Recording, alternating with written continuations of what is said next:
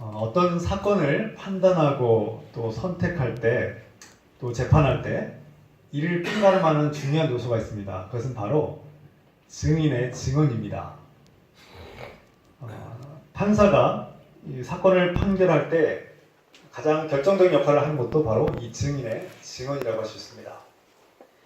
사건을 판단하는 판사는 이 증인이 자신이 보고 들은 것을, 목격한 것을 증언할 때 진실하고 또 신빙성 있게 증언하고, 또 그 증언을 바탕으로 하시는 뒷받침할 그 증거가 발견되면 확실시 되어서 유무죄를 판단하는 매우 중요한 판가름 역할을 하게 됩니다. 그래서 범죄자들은 증거를 없애려고, 소멸하려고 하고, 또 증인을 만들지 않으려고, 또 증인을 숨기려고 최선을 다하겠죠. 때로는 거짓 증인들이 나타나서 죄가 없음에도 불구하고 하지도 않은 일을 했다고 증언하는 그런 이기적인 이익을 얻거나 또 뇌물을 받고 거짓 증언하는 사람도 종종 있습니다. 이런 죄 없는 사람에게 억울하게 누명을 씌우는 이런 위증은 성경에서 매우 중엄한 그런 죄라고 경고하고 있습니다. 성경은 증인에 대해서 또 증언에 대해서 여러 가지 법과 규정에 대해서 자세하게 가르치고 있는데요. 출애굽기의 말씀 보면 23장 1절 말씀에 너는 거짓된 풍설을 퍼뜨리지 말며 악인과 연합하여 위증하는 증인이 되지 말며, 또 민수기 35장 30절에 사람을 죽인 모든 자 곧 살인한 자는 증인들의 말을 따라서 죽일 것이나 한 증인의 증거만 따라서 죽이지 말 것이요. 어떤 사람을 죽이고 처형할 때는 반드시 분명한 증인이 있어야 되고, 그 증언이 확실해야 될 뿐만 아니라 또 여러 사람의 증인, 최소한 2사람 이상의 증인이 있어야 된다고 말하고 있습니다. 신명기 19장 15절 말씀에 사람의 모든 악에 관하여 또한 모든 죄에 관하여는 한 증인으로만 할 것이 아니요 2증인의 입으로나 또는 3증인의 입으로 그 사건을 확정할 것이며, 중대한 사건일수록 여러 증인이 필요하고 확고한 그 증인, 그리고 증인의 그 앞뒤 맥락과 진실성을 판단해서 재판하라는 그런 말씀입니다. 오늘 이 시간에 증인에 대한 어떤 법적인 효력에 대해서 얘기하고자 하는 것은 아닙니다. 여기서 법적인 효력이나 증인의 어떤 여러 가지 성격에 대해서 얘기하려고 하는 것은 아닙니다. 중요한 것은 무엇입니까? 분명한 사실은 사건의 증인과 목격자가 있고, 그 목격자가 또 여럿이 있고, 그 증언이 한결같고 진실하다면 그 증언은 진실이 된다는 것입니다. 사실이 된다는 것이죠. 오늘 성경 말씀에서 예수님께서 십자가에서 죽임을 당하신 후에 무덤에 안치되셨다가 다시 살아나셨다고 성경이 증언하고 있습니다.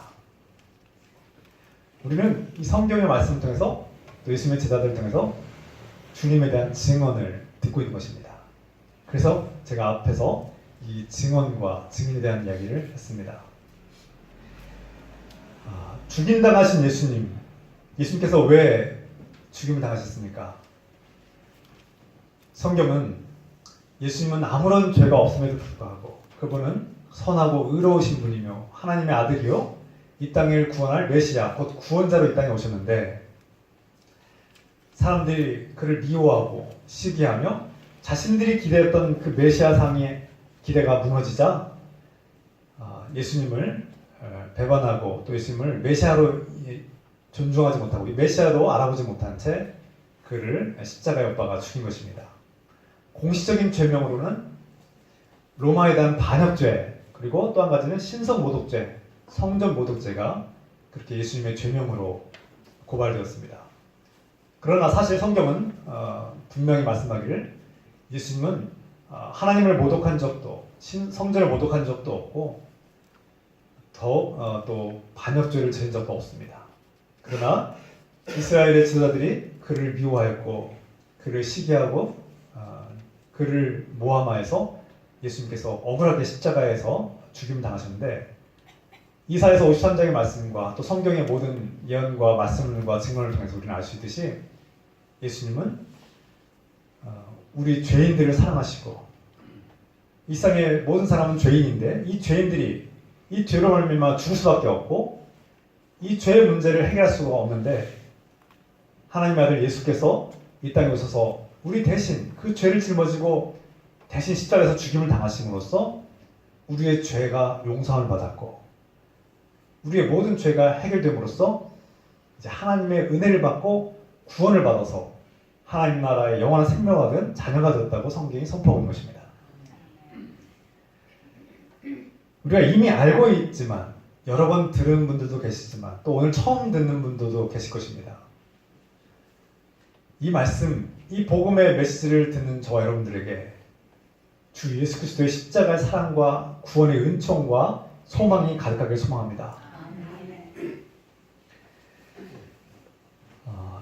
예수님께서 그 십자가를 짊어지고 죽임당하신 이유는 죄의 문제를 해결하기 위함이라고 말씀드렸는데 그 죄의 문제를 해결함으로써 궁극적으로는 무엇을 우리에게 주기 위함입니까?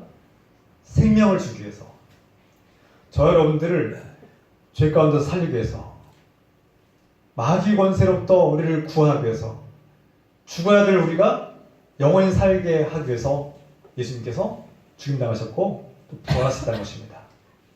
예수님께서 죽음을 초월하시고 하나님의 능력으로 다시 살아나셨다고 성경이 오늘 증언하고 있는데 예수님께서 부활의 첫 열마가 되신 그 은혜로 말미암아 예수 그리스도를 통해서 그분으로 인하여 우리가 함께 구원을 받고 다시 살아날 수 있는 영광을 누리게 됐다는 것입니다.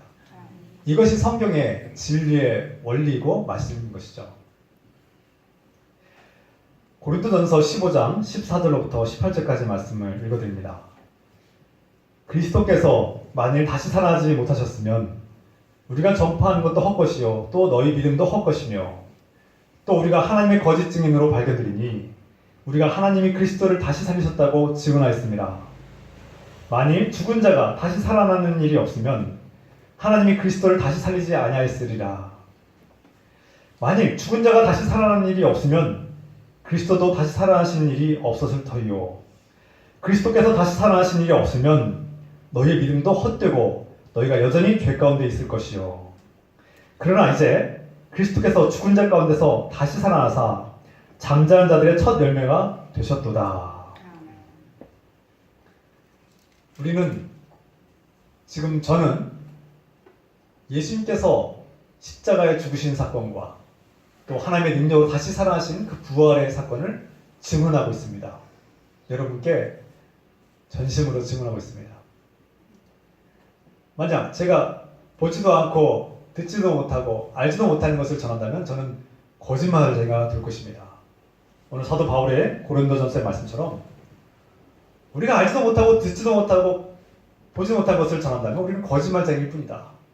우리가 믿고 예배드리는 이 모든 것들, 심지어 기독교의 모든 것들이 부활하신 예수님이 없으면 다 헛것이고 우리 믿음도 헛것이며 모든 것이 거짓일 뿐이라고 선포합니다. 그러나 이것은 반어법적인 것이죠. 다시 말해서 사실은 예수님께서 부활하셨기 때문에 이 모든 것이 믿음의 눈으로 보고 우리의 영의 눈으로 보고 성경의 증언을 우리가 믿음으로써 살아계신 예수님을 보고 만나고 느낄 수 있다는 것입니다. 이것이 기쁜 소식이요 우리 은혜의 소식이며 우리가 오늘 예배드리는 그 목적과 이유입니다. 오늘 본문의 말씀에서 예수님은 유월절 전날에 십자가에서 죽임당하셨고 안식일이 지나자 무덤에 3일 동안 계셨던 예수님께서 다시 살아나셨다고 증언하고 있습니다. 그 증인이 바로 막달라 마리아와 또 다른 마리아였다. 동명이인의 마리아. 그 여인들이 예수님의 무덤에 찾아왔고 그 전통과 관례에 따라서 그 죽은 시체에 향로를 바르기 위해서 찾아온 것이었습니다. 자신들이 사랑했고 존경했던 그 스승의 또 메시아 주님을 위로하고 또 그 향로를 바르기 위한 그들의 사랑과 정성을 의미하는 것이죠. 그때 여인들은 그 무덤 앞에서 놀라운 일을 목격하고 경험하게 됩니다. 갑자기 그 돌문이 열렸고 천사가 나타났고 그 천사가 빛나는 천사가 마치 번개처럼 나타났고 그 여인들에게 말씀합니다. 오늘 성경 본문의 5절 말씀이죠. 천사가 여자들에게 말하였다. 두려워하지 말아라. 나는 너희가 십자가에 달리신 예수를 찾는 줄 안다. 그는 여기에 계시지 않다. 그가 말씀하신 대로 그가 살아나셨다. 와서 그가 누워 계신 곳을 보아라. 천사는 그 여인들에게 말합니다. 보라. 이 무덤이 비었다. 누워 계셔야 시체가 계시지 않다. 보아라는 것입니다. 너희가 목격자가 되고 증인이 되라는 것입니다. 여인들은 천사의 말을 따라서 무덤 안을 보았고 그 누워 계시던 자리가 비어있음을 확인했습니다. 본 것입니다. 그리고 천사의 말을 들었습니다. 7절 말씀. 그리고 빨리 가서 제자들에게 전하기를 그는 죽은 사람들 가운데서 살아나셔서 그들보다 먼저 갈릴리로 가시니 그들은 거기서 그를 뵙게 될 것이라고 하여라. 이것이 내가 너에게 하는 말이다. 예수님께서 사역하시고 살아계실 때 너에게 누누이 말씀하셨듯이 내가 죽임을 당할 것이며 다시 3일 만에 살아나리라 하신 말씀을 너희가 믿어야 된다는 말씀이죠.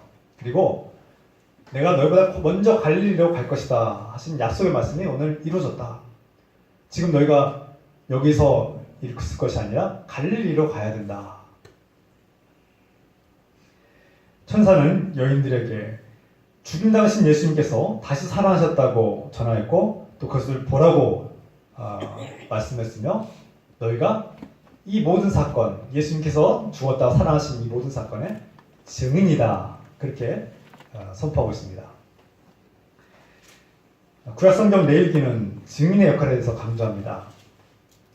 레위기 5장 1절 말씀. 만일 누구든지 저주하는 소리를 듣고서도 증인이 되어 그가 본 것이나 알고 있는 것을 알리지 아니하면 그는 자기의 죄를 져야 할 것이요 그 허물이 그에게로 돌아갈 것이며. 무슨 뜻입니까? 여러분들이 하나님을 모독하고 하나님을 저주하는 소리를 듣거나 또 중대한 어떤 범죄를 목격했을 때 그 목격자로서의 증인의 역할을 해야 된다. 증인은 자신이 보고 들은 것을 다른 알려야 되고 그것을 증언해야 될 의무가 있고 책임이 있다는 것을 말씀하고 있습니다. 만약 그 의무와 책임을 저버리고 하지 않으면 그 죄가 자신에게 그 증언하지 않은 그에게 임하게 되고 그 허물이 그에게 돌아갈 것이다. 그 죄를 대신 짊어진다는 거예요. 본 것을 우리가 보고 들은 것을 전하지 않는 증인은 그 죄를 대신 받게 될 것이라는 것입니다. 참 무서운 일이죠. 우리가 전해야 되고 전파되어야 되는 책임과 의무가 있는데 이것을 하지 않으면 증인으로서의 사명을 감당하지 않으면 그 죄값을 치르게 된다는 것입니다. 누구든지 하나님을 저주하는 말을 듣거나 또 우리가 듣고 본 것을 증언하지 않으면 책임을 져야 된다는 것입니다. 이 말씀을 들을 때 참 두려운 마음이 생기고 우리가 예수님의 증인의 삶을 살고 있는지 돌아보게 됩니다.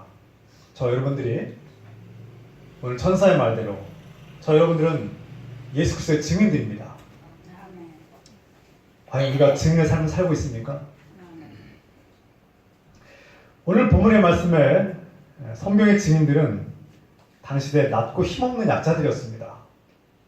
왜 하필이면 베드로나 요한이나 야고보나 힘있는 그런 일꾼들, 제자들, 또 어떤 통치자나 권력자들이 이 부활의 사건을 먼저 목격하면 좋았을지도 모르겠습니다만 성경은 그렇게 고백하지 않습니다. 가부장제 사회에서 남자들이 주도권을 갖는 그런 사회에서 여자가 힘과 영향력도 없고 또 증인으로서의 법적인 권리도 없는 그런 여자들이 오늘 증인이 되었다는 것이죠. 더군다나 오늘 성경에 막달라 마리아는 과거에 7 귀신이 들렸던 여자였다. 다시 말해서 문제가 있는 여자, 몸과 마음에 병들었던 여자, 사이로부터 천대받고 무시당하는 여자였음을 의미하는 것이죠. 이 한마디, 과거에 7 귀신이 들렸던 여자다. 이 한마디에 모든 것을 우리는 함축하고 있음을 알게 됩니다. 물론 예수님을 만났고 예수님의 능력과 은혜로 그 막달라 마리아는 치유되었고 깨끗해졌으며 온전한 하나님 주님의 제자가 되었음을 우리는 알고 있습니다. 그럼에도 불구하고 그 여인은 사회적으로는 얼마든지 무시당할 수 있는 연약하고 보잘것없는 여인에 불과했던 것이죠. 그러나 이 예수님의 부활의 영광의 소식을 처음으로 듣고 경험한 사람은 바로 그 작고 보잘것없는 막달라 마리아였다고 성경이 증언하고 있습니다. 하나님의 아들 예수 그리스도께서 유대인의 왕으로서 이 땅에 오신 우리 성탄을 우리가 다 알고 있습니다.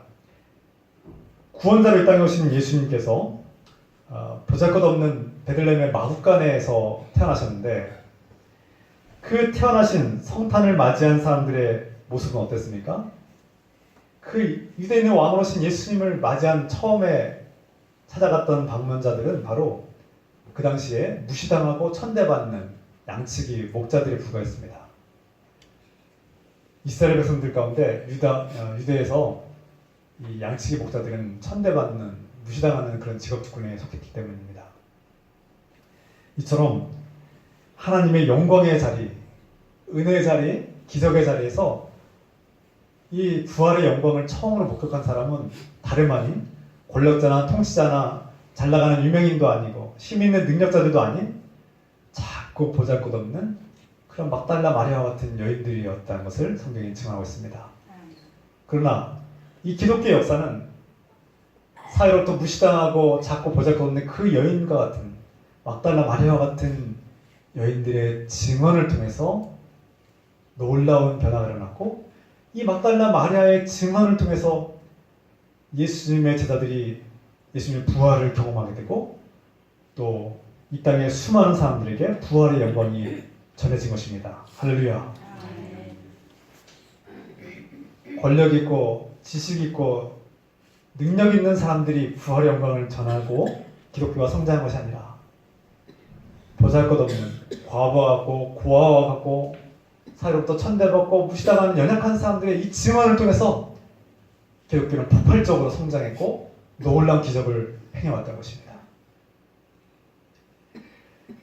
예수님은 제자들 향해서 말씀합니다. 믿지 못하고 의심한 제자들 향해서 오늘 말씀하고 있습니다. 누가복음 24장 33절부터 40절 말씀입니다. 그들이 곧바로 일어나서 예루살렘에 돌아와서 보니 11제자와 또 그들과 함께 있던 사람들이 모여 있었고 모두들 주님께서 확실히 살아나시고 시몬에게 나타나셨다 하고 말하고 있었다. 그래서 그 두 사람도, 여기서는 엠마오로 가던 두 사람입니다. 엠마오로 가던 두 사람도 길에서 겪은 일과 빵을 뗐을 때 비로소 그를 알아보게 된 일을 이야기하였다. 다시 살아나신 예수님을 만났다는 것이죠. 그들이 이런 이야기를 하고 있을 때 예수께서 몸소 그들 가운데 들어서서 말씀하셨다.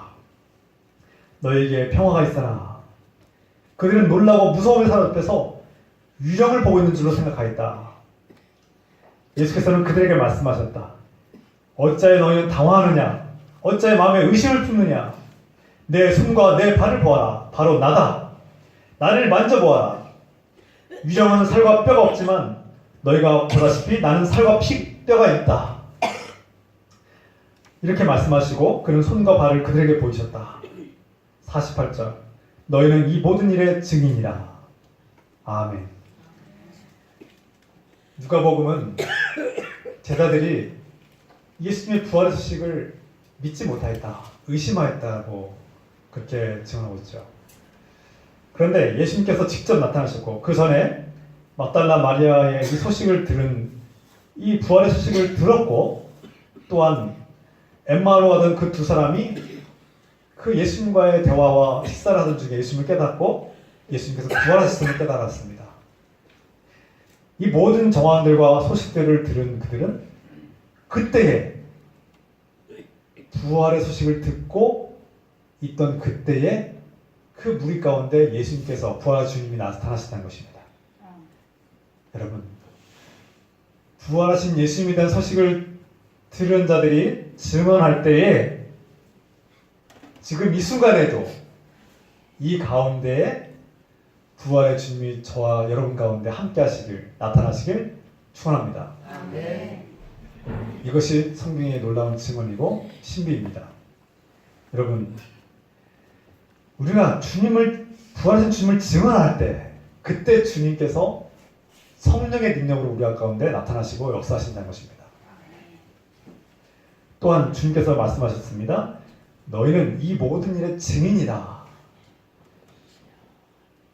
부활의 소식을 듣고 이 말씀을 듣고 예수님을 보고 들은 여러분들이 영의 눈을 뜨고 믿음의 눈으로 바라볼 때 주님을 만나길 바랍니다.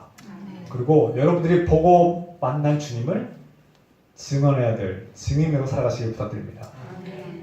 오늘 말씀을 마무리합니다. 증언을 듣고 이 부활하신 예수님을 직접 목격한 제자들은 예수님의 부활을 증언하는 증인이 되었습니다. 사도행전 2장 32절에 이 예수를 하나님이 살리신지라 우리가 다 이 일의 증인이로다. 처음에는 믿지 않고 의심했던 제자들이 예수님을 보고서도 유령이다 라고 외쳤던 그 제자들이 이제는 고백합니다. 성령의 능력으로 고백합니다.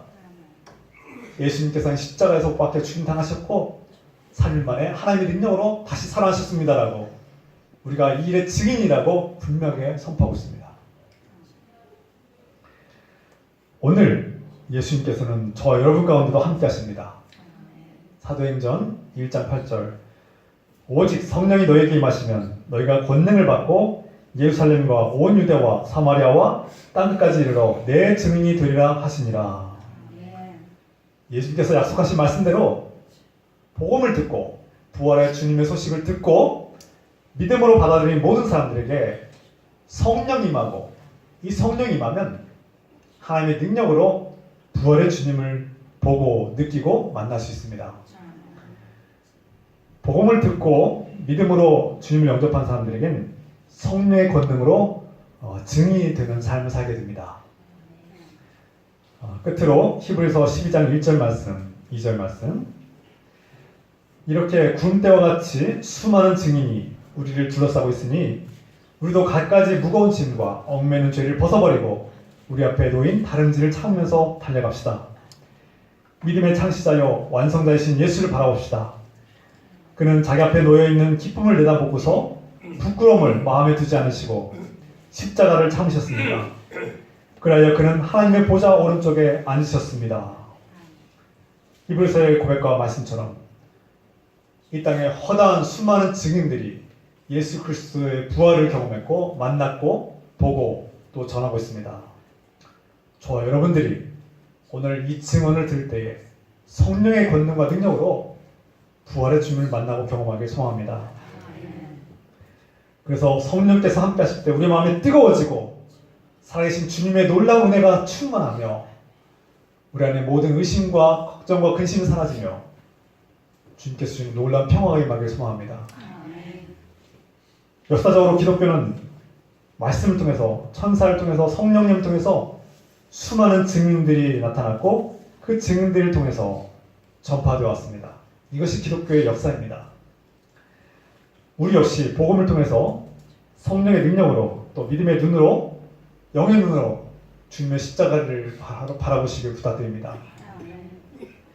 오늘 저와 여러분 가운데 죄인들을 구원하기 위해서 십자가를 짊어지시고 또 무덤에서 다시 살아나신 예수 그리스도를 기뻐하며 감사하며 증인들로 살아가시기를 우리 주 예수 그리스도의 이름으로 축원합니다.